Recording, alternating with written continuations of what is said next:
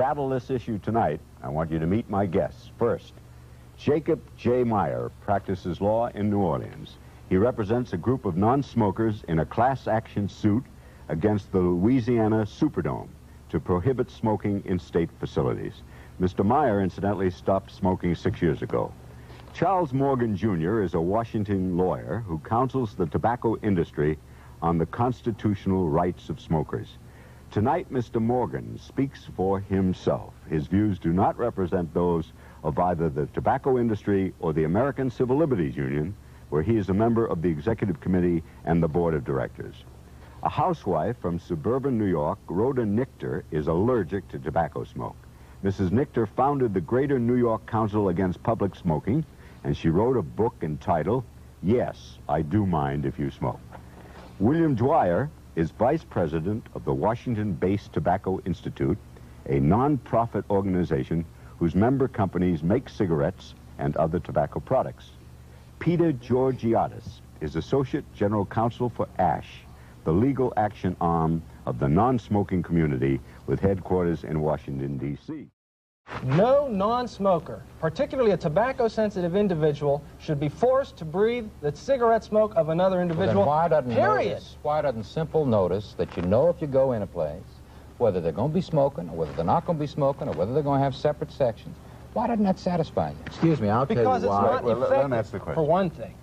That would be like saying to the health department, don't ban dogs in restaurants because you can put a note on the door that says, anybody who comes in here subjects themselves to disease and filth because there's dogs in here. Well, why not just put a notice up saying you may bring your dog here if you're a patron. Dogs allowed. And anybody that doesn't want to eat there then doesn't have to go.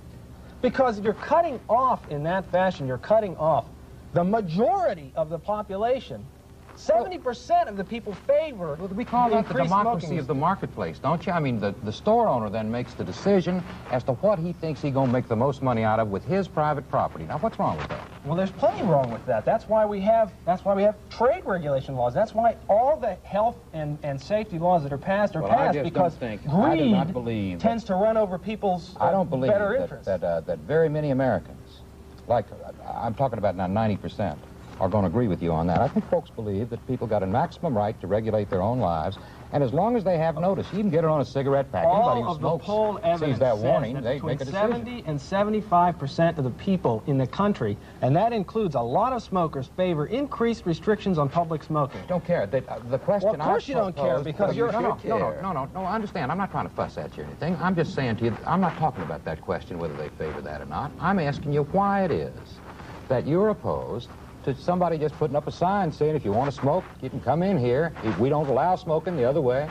we allow both. And why doesn't that tell you enough to go patronize them or not? It began with the package warning caution notice, then the warning label the Surgeon General has determined. By the way, anyone out there who's never heard that statement, the Surgeon General has determined that cigarette smoking is dangerous to your health? Of course not. You have to be a cave dweller to have missed the message.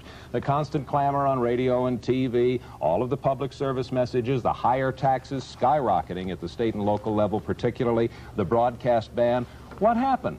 Adult Americans made up their minds. Some chose to quit smoking, others decided to continue. A matter of freedom of choice. The frustration of the antis, and that's why they're now attacking the smoker rather than the product, is not that people haven't heard the message. Some of us have chosen not to heed it. In a free society, that's our privilege. All right, now we're not attacking the smoker. We are attacking the smoking in all public places. The smoker has a right to smoke. But what we object to is smoking in the places that we must be in.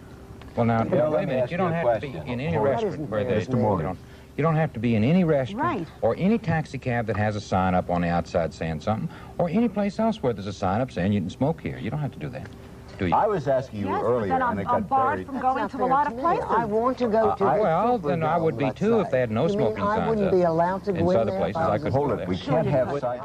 Are you going to have a criminal statute against people for smoking in a place where the proprietor says it's all right? That is absolutely stark raving mad. Now, Don't you already have laws like that? Those laws go back to the early 1900s. They prohibited smoking in buses and subways, trains. They didn't have the buses, as I recall it, in the early 1900s. And let's talk about the street subways and trains. Those laws are not meant to throw anyone into jail. What you want to do is to prohibit a product. You would prohibit alcohol to save the souls of sinners.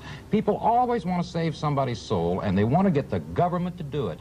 Now, Now, I think that's a little bit wrong. That's and all you need is to be in a place in public places. Well, if you've got notice that something is bad for you and you know that it offends you, then why in the world do you have to go into that restaurant?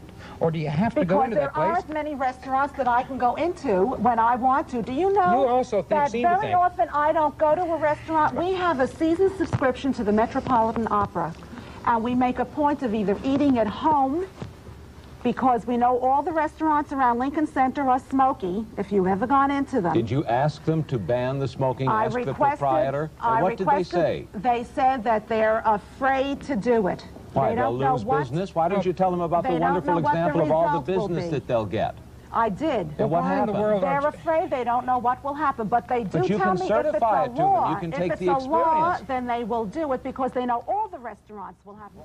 You can put anything you want right now in a cigarette as an additive, and there's nobody going to tell you whether it's pure, whether it's poison, whether it's effective, whether it's safe. Nobody will touch it, and that's a tribute to the power of the tobacco lobby and the tobacco that package warning notice? What do you call the taxes? What do you call the broadcast ban? That ain't regulation. What is it? The package warning and the taxes, as I pointed out before, I can't do saccharin safely, I can't do sugar safely, I can't smoke now, apparently by some folks' presumption. Wait a minute. Drinking you'll get next, and when you get through with it, you will have one thing left that you'll be able to do. Well, don't you be too sure, because these folks may want to pass a law against sex causes cancer, and then we'll have warning buzzers in the beds. What a glorious way to go, though. It's a war between those who want to be free from secondhand tobacco smoke and the tobacco industry. Because, as has been pointed out a million times, smokers themselves don't fear us, the tobacco industry does. Because by banning smoking in public places, you're saying that smoking is disgusting, and that's what's going to stop tobacco. All we're asking is a fair break, not just for the smokers, but for non-smokers and all others in this country who want to live their lives making their own decisions, not having them made for them by the benevolent bureaucracy of Washington wisdom or these other folks who, if you didn't set the temperature of your own bathwater and lock the door, they'd be in there setting it for you. Mr. Meyer. The bottom line of all of this is liberty. It's not prohibition. I only want to be able to exercise my own rights, not to be forced to smoke against my will. You can do whatever you want as long as it doesn't bother me. Because of smoking in public does bother me, I object to it, and I think there are rights to prohibit it. Mr. Morgan. Mr. Georgiata stated the issue quite correctly. They want to make smoking reprehensible and move against smokers and make it not socially acceptable, and the end result of that is prohibition. I'm against that. Mrs. Nichter. I suggest to everybody to save your ashtrays because they will become collector's items in the future. What the hell's wrong with freedom, man? That's what it's all about. Oh, yeah, that's right. That's what it's all about, all right. But talking about it and being it, that's two different things.